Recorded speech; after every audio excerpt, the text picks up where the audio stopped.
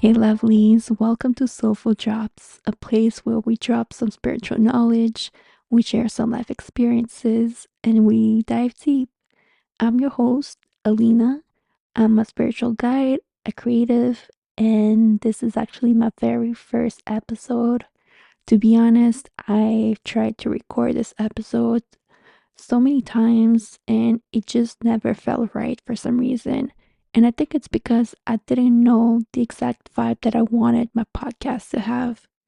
But then I realized that the most important thing for me is that this podcast feels natural. I want it to feel like a conversation between friends who are having coffee or wine or tea and are just having a meaningful conversation where we share our knowledge, insights, stories, where we empower each other and we make ourselves feel seen. And it's a place that I want women who never felt understood or seen or always felt alienated or like they were the odd one to feel seen, to show you that you're not alone, that other people like myself have been through similar situations as you, and just to make you feel that we're connected at the end of the day. All right. And before I start talking about the topic of today, I just want to quickly let you know a few things about myself so you know who you're listening to. Okay. So, as I said, my name is Alina. I'm in my 30s and I'm originally from Montreal, Canada. So, if you hear an accent, this is where it's from. I also speak French. Bonjour, bonjour. Si tu parles français, bienvenue à mon podcast. And ethnicity wise, I am Russian. So, I do speak Russian as well. But my Russian is a little bit rusty, but we're not going to talk about that right now. All right. But yeah, I've grew up in Montreal, but recently, a few months ago, I moved to London, the UK, and I will be making another episode about my relocation. And it's different, definitely an experience. It's definitely it's definitely a challenge, but it's a good challenge. You know, I enjoy the city. I'm in this transitional period of my life where I try to figure things out and I'm focusing on meaningful things in my life and working on meaningful projects, which this podcast is one of them. So, yeah, let's talk about the topic of today. Let's start, shall we? Today's title is You Are Not Stuck, You Forgot Your Power. I want to talk about this topic because I know how it feels to sometimes feel like you're stagnant. You feel like you don't know where to go. You feel lost. And I want to explain to you that this is an illusion and that you always have a choice. You have the ability to move, to make decisions, but our head, our mind is playing games on us. It feels sometimes like we're a lion in a cage. We know deep inside we have so much power, we have so many goals we want to accomplish, aspirations. We know we have so much potential, but we remain in the cage because our mind thinks that this cage is locked. But this whole time, this cage was never locked. The door was wide open, but we were scared to leave it. And that's the issue.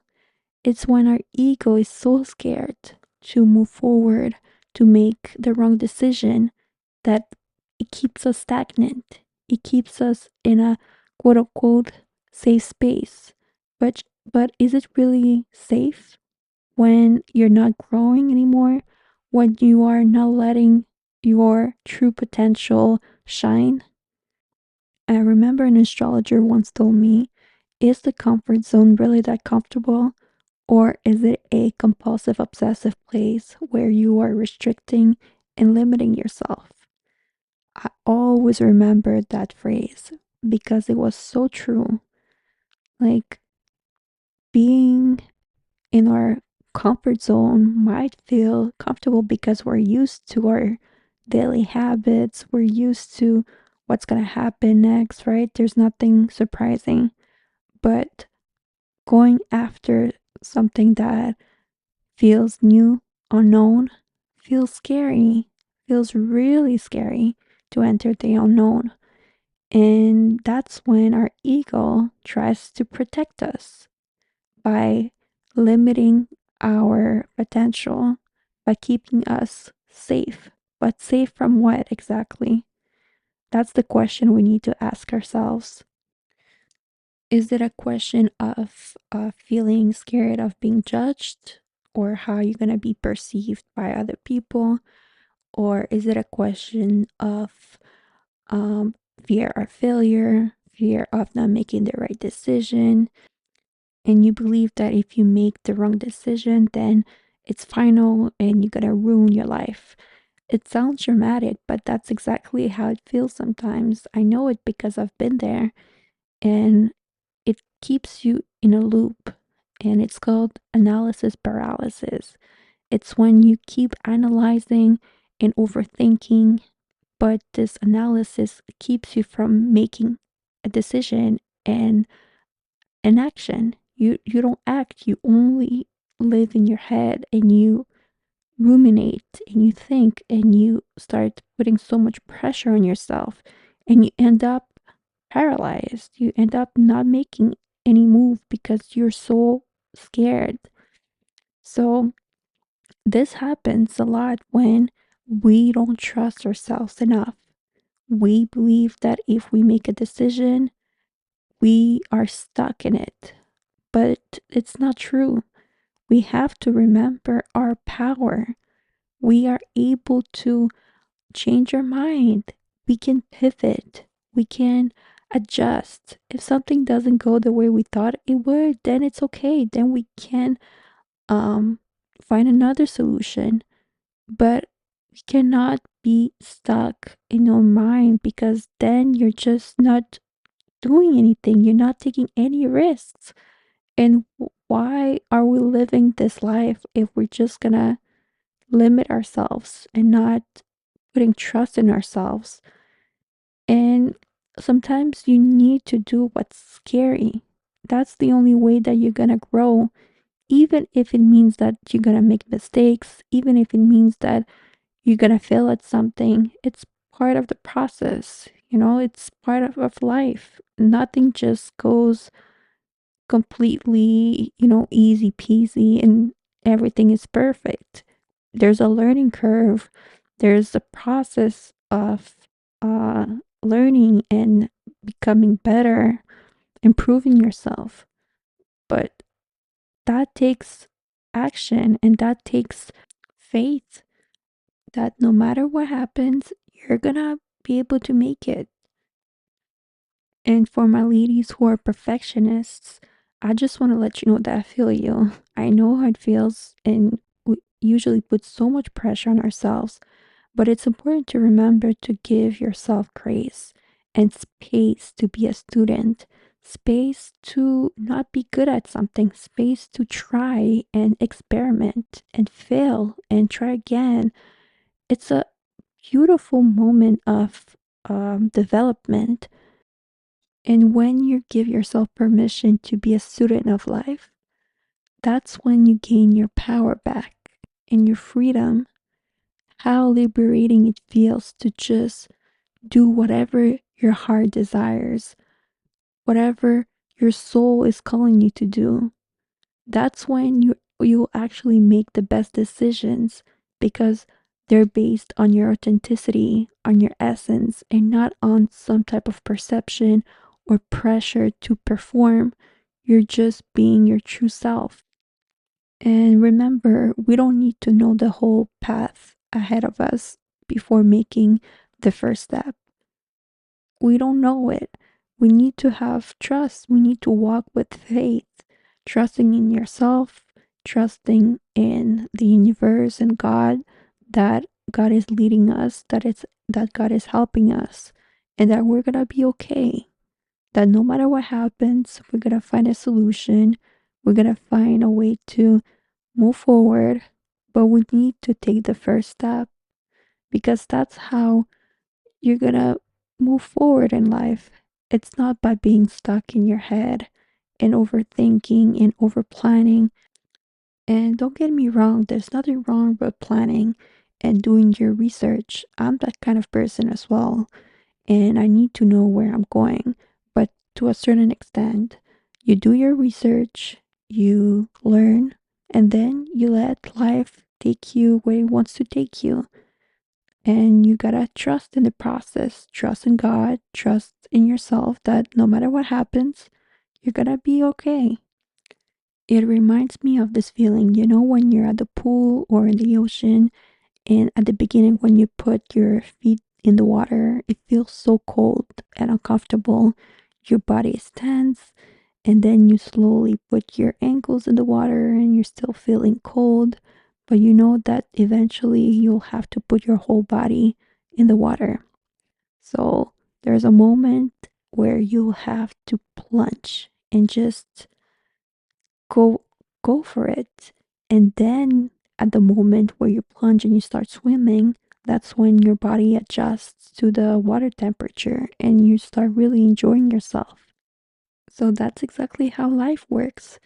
You need to take those first uncomfortable steps, and then you'll be able to adjust and go from there. Don't let your fears control what you're meant to become. You know you have the ability to be who you want to be, and it's okay to be fearful. It's okay to have fears, but they shouldn't control the outcome. They shouldn't control you. You should feel free to do whatever you set your mind to, whatever your soul wants, and do it even when you're scared, even when you don't know what's going to happen. It's better to do it and risk it than to always wonder what would have happened if you actually did it and if you actually listened to your voice, to your intuition, and you just trusted in the process. I want you to ask yourself, what are the labels or limitations that you have put on yourself, or if somebody else has put on you? And do you truly resonate with them? There are many times where people are gonna project their own insecurities, their own fears on you, not always in a malicious way, but that's their own perception. But that doesn't mean that their perception is true. And it doesn't mean that it actually represents who you truly are. So it's important that you question and you ask yourself, what are the things that you resonate with? What are the perception or limitations that are not defining who you are anymore? Remember, you always have the ability to create yourself and recreate yourself and adjust and change. It's beautiful. It's your freedom. It's your right. I want to end this episode by telling you a quote that I've created a few years back. And it goes by, you can be your own prison or your own temple. The choice is always yours. So, yeah, I think this quote summarizes well this first episode. So, I'll leave you with that. And I really hope you enjoyed my first episode. I would really appreciate it if you could leave a good rating. That would really help my podcast. And you can connect with me on TikTok. My username is HerSoulfulGuide. And if you need help to figure it out, your limiting beliefs, and figure out what are the next steps that you can take in order to truly live your authentic life, then I'm here to help you. You can book a life coaching session with me. You can email me at hersoulfulguide@gmail.com. My website is under construction at the moment, but I'll be able to respond to you by email. I would describe my coaching sessions as spiritual inclined because I'm intuitive and I'm also a tarot reader. So during our coaching sessions, I can pull a few cards for us to check the energy and see what's going on and go from there. So yeah, if you're called to work with me, hit me up. But anyways, it was a pleasure to talk to you guys, and I'll see you on the next one. Much love.